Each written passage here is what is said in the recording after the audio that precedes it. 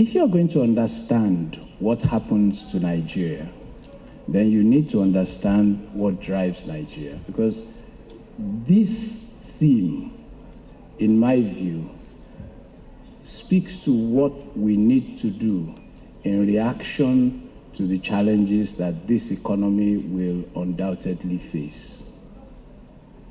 And if you look at that slide that I have put up, what essentially it is seeking to say is that what happens to Nigeria in large measure depends on what happens outside Nigeria.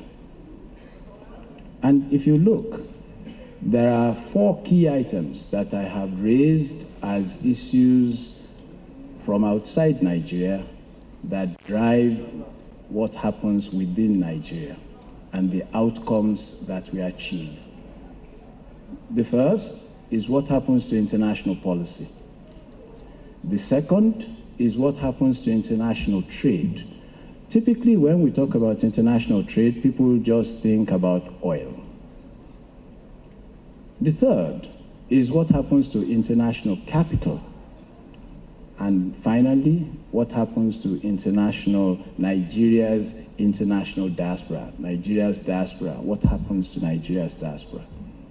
Indeed, some have increasingly argued that at 25 or an estimated $25 billion annually, between 22 and $25 billion annually of diaspora transfers, that diaspora may actually hold a very important key to unlocking potentials within Nigeria. But that's not why we are here today.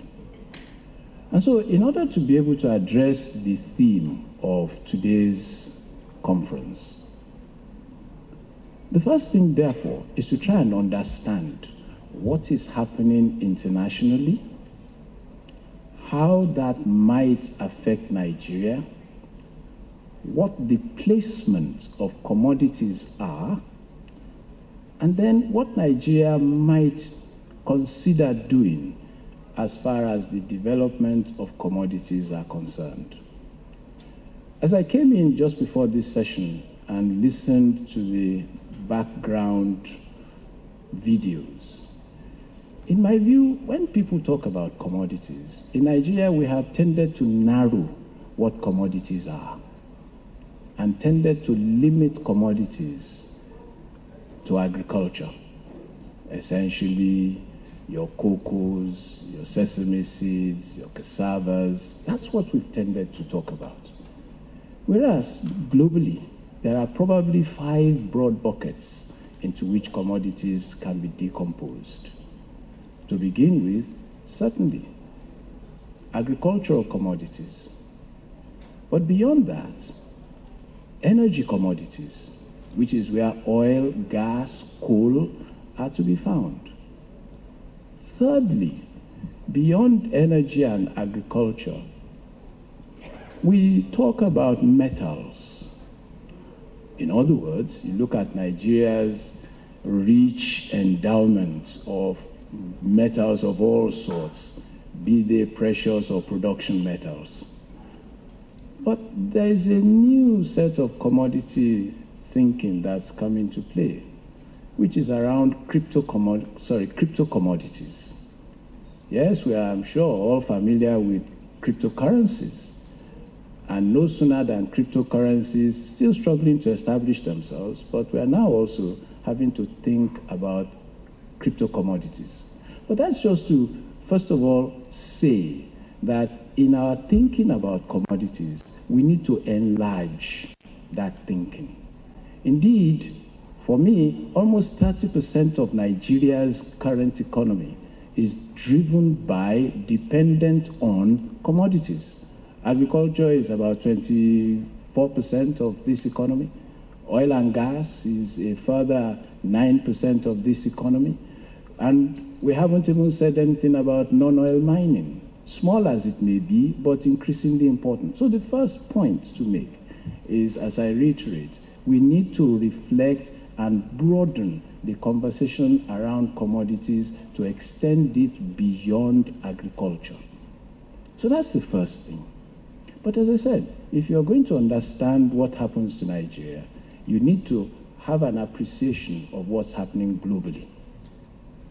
And in the global space today, COVID-19, otherwise better known as coronavirus, is essentially what those of great sophistication now call a black swan event.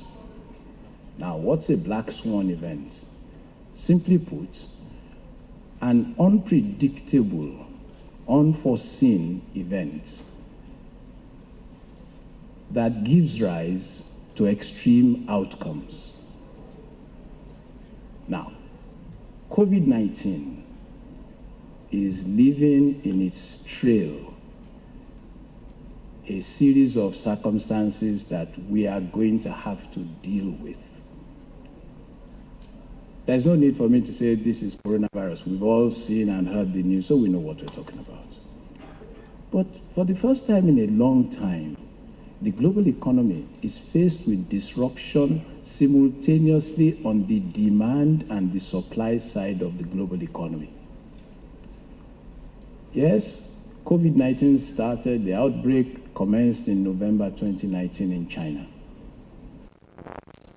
As the Chinese are now reporting in rates of infection, Europe appears to become the epicenter, and we are all hoping that the Americas, especially North America, the United States in particular, will not become the next epicenter for COVID-19. The fear, however, is it almost certainly will be. Now, why is COVID-19 such a major issue? As I said, to begin with, it affects the demand and the supply side of the economy simultaneously. On the supply side, as entire cities are locked down, factories are locked down, people working from home, global supply chains are being disrupted. On the demand side, indeed, not just on the industrial production side, even on the services side, you're finding travel arrangements are suspended, cancelled, business, pleasure travel, the whole travel industry around the world is in real trouble. On the demand side, as the containment efforts to deal with COVID-19 intensify, we're seeing the introduction, or indeed enforcement, of social distancing, having people stay at home. All of these are disrupting the demand side. But beyond those, we're also seeing a massive loss of confidence, especially in financial markets. It's interesting that as you look, almost every market that you look, doesn't matter whether it's fixed income, yields are dropping, or it's equities, values are plummeting. But what is at the heart of all of this is a global loss of confidence. What is making this worse now is that unlike what we saw in 2003 with SARS, or in 2008 with the global financial crisis, governments are actually now not collaborating or cooperating, but blaming each other. In other words, the kind of global collaborative response that took us over similar crises in the past are not now in place. If anything, unilateral action is what we are seeing, and that is unlikely to be helpful.